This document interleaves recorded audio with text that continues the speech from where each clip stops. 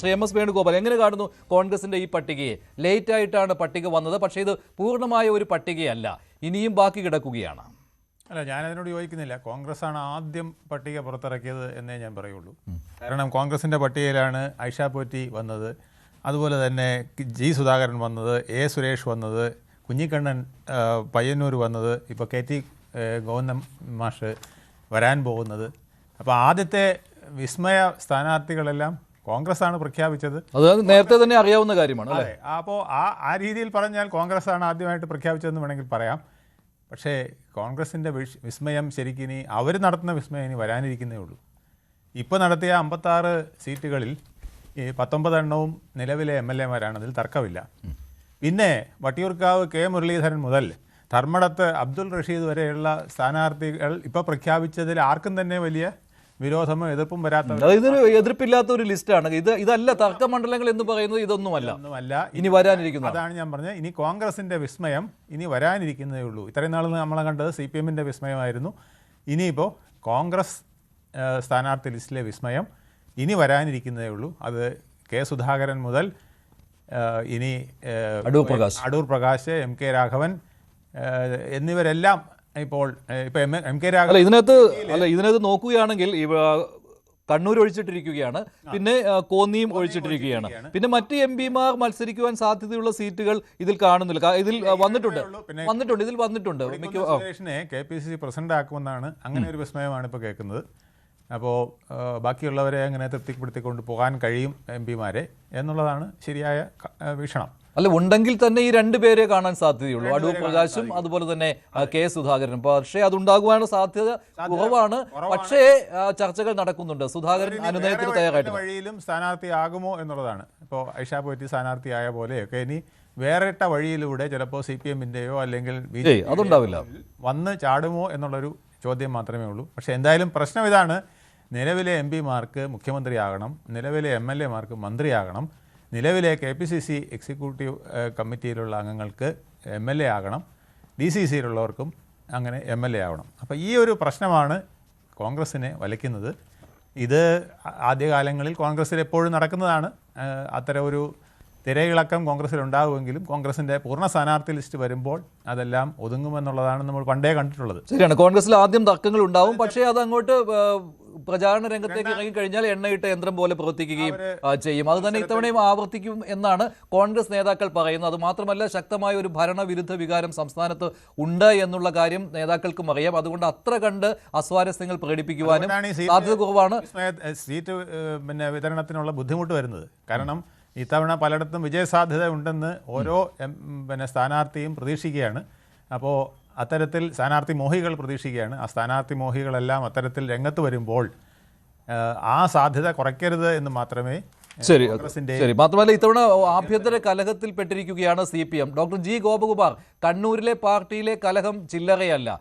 അത് ശമിപ്പിക്കാൻ വേണ്ടി ഇന്ന് കണ്ണൂർ ജില്ലാ സെക്രട്ടറി KK രാഗേഷ് തന്നെ നേരിട്ട് വാർത്താ സമ്മേളനം വിളിച്ചു. MV ജയരാജനും ആ വാർത്താ സമ്മേളനത്തിൽ ഉണ്ടായിരുന്നു.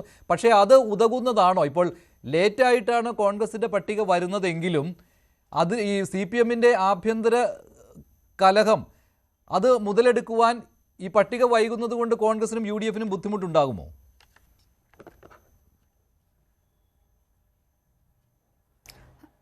ഇനി കഷ്ടിച്ച് 23 ദിവസമേ തിരഞ്ഞെടുപ്പിനുള്ളൂ എന്നുള്ളത് നോക്കുമ്പോൾ കോൺഗ്രസിൻ്റെ പട്ടിക വരാൻ വൈകുന്നത് കോൺഗ്രസിനെ സംബന്ധിച്ചിടത്തോളം ഒരു വെല്ലുവിളിയാണ്.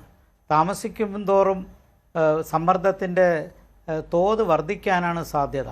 പെട്ടെന്ന് തിരഞ്ഞെടുപ്പ് പ്രഖ്യാപിച്ച ഉടനെ തന്നെ അതൊരവസരമാക്കി എടുത്ത് തീരുമാനങ്ങൾ വൈകാതെ വരണമായിരുന്നു. ഇന്നലെ തന്നെ തിങ്കളാഴ്ച വൈകുന്നേരം തന്നെ പൂർണ്ണ പട്ടിക വന്നിരുന്നെങ്കിൽ അത് കുറച്ചുകൂടി തിരഞ്ഞെടുപ്പ് രംഗത്ത് കോൺഗ്രസ്സിന് ആത്മവീര്യം വർദ്ധിപ്പിക്കുമായിരുന്നു. ആ ഉഷാറായിട്ട് പ്രവർത്തിക്കാനുള്ള സാഹചര്യം ഉണ്ടാകുമായിരുന്നു.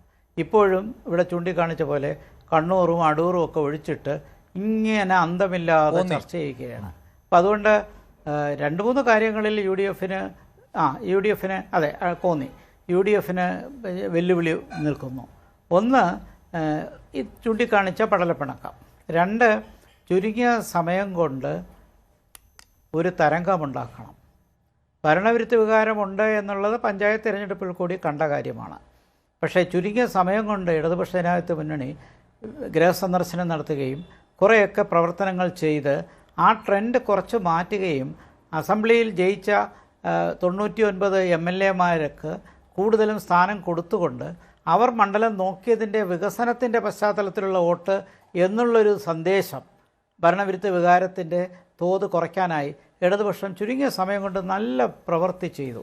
ആ പ്രവൃത്തി ചെയ്തുകൊണ്ട് ഭരണവിരുദ്ധ വികാരം അതേപോലെ പഞ്ചായത്തിലുള്ളതുപോലെ അതേ സ്പിരിറ്റിൽ ഇപ്പോഴും ഉണ്ടെന്ന് എനിക്ക് തോന്നുന്നില്ല. പക്ഷേ ഇനിയുള്ള സമയത്ത് ഭരണവിരുദ്ധ വികാരമായാലും UDF-ൻ്റെ ഭരണം തിരിച്ചു വരണം എന്നുണ്ടെങ്കിൽ അതനുസരിച്ചുള്ള തരംഗമാണെങ്കിലും അതൊക്കെ ചെയ്യാൻ കുറച്ച് സമയമേ ഉള്ളൂ. അതുകൊണ്ട് നഷ്ടപ്പെടുന്ന ഓരോ ദിവസവും UDF-നെ സംബന്ധിച്ചിടത്തോളം നിർണായകമാണ്. ശരി, അത് നേതാക്കൾ മനസ്സിലാക്കുമെന്ന് തന്നെ വിചാരിക്കാം. എന്തായാലും നേതാക്കൾ പരിചയസമ്പന്നരായ നേതാക്കളാണ്. പിന്നെ ആത്മവിശ്വാസം കൂടുതലുണ്ട് എന്നുള്ളതാണ് കോൺഗ്രസ് ഇത്തവണ തിരിച്ചടിയായിരിക്കുന്നത് സ്ഥാനാർത്ഥി നിർണയത്തിലും. ശ്രീ ആനന്ദ് കൊച്ചുകുടി, ഇപ്പോൾ വന്നിരിക്കുന്ന പട്ടികയിൽ താങ്കൾക്ക് പുതുമ തോന്നുന്നുണ്ടോ? എനിക്കങ്ങനെ പുതുമ തോന്നുന്നില്ല. കാരണം ഇത് പ്രതീക്ഷിച്ച ഒരു പട്ടികയാണ്.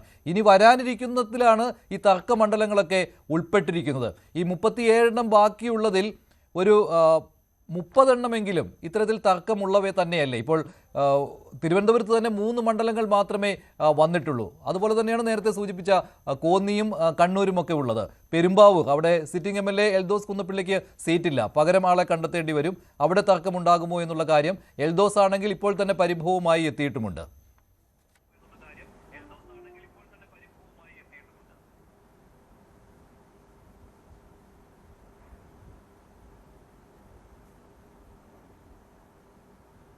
ആനന്ദ്,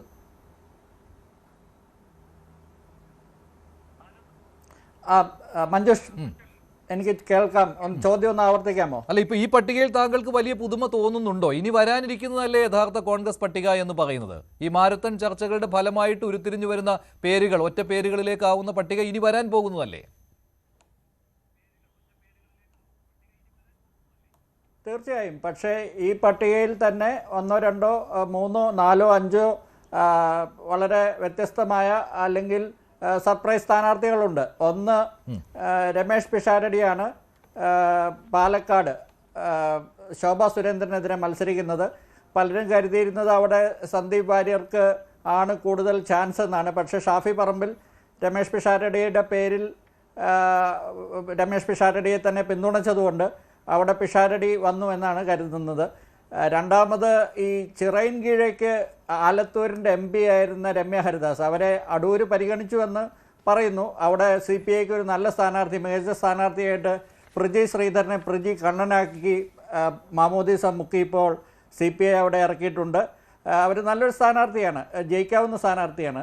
അപ്പോൾ അവിടെ നിന്നും കൂടി മാറി കുറച്ചുകൂടി സേഫായിട്ട് ചിറയിൻകീഴ് എത്തുമ്പോൾ അത് പണ്ട് ഈ നമ്മുടെ ഈ പല തിരുവിതാംകൂറിൽ നിന്ന് കുട്ടപ്പനെ MA കുട്ടപ്പനെയും അല്ലെങ്കിൽ പന്തളം സുധാകരനെയൊക്കെ തരൂർക്കും പാലക്കാട്ടേക്കുമൊക്കെ അയക്കുന്നതിന് ഒരു റിവേഴ്സായിട്ട് ഇപ്പോൾ അവിടുന്ന് പാലക്കാട് നിന്ന് ഇങ്ങോട്ടേക്ക് ചിറയൻകീഴേക്ക് ഒരാളെ അതും ആലത്തൂരിൻ്റെ MP ആയിരുന്ന 5 വർഷം MP ആയിരുന്ന ഒരാളെ ഇങ്ങോട്ട് കെട്ടിയെടുക്കേണ്ടതുണ്ടോ എന്ന് ചോദിക്കാൻ ആൾക്കാർക്ക് പറ്റുന്ന രീതിയിലുള്ള ഒരു സ്ഥാനാർത്ഥിത്വം. അതുകൊണ്ട് ഇനി അവിടെയുള്ള പ്രത്യേകിച്ച് ആറ്റിങ്ങൽ ചിറയൻകീഴ് അവിടെ പല സാമുദായിക സമവാക്യങ്ങളുണ്ട്.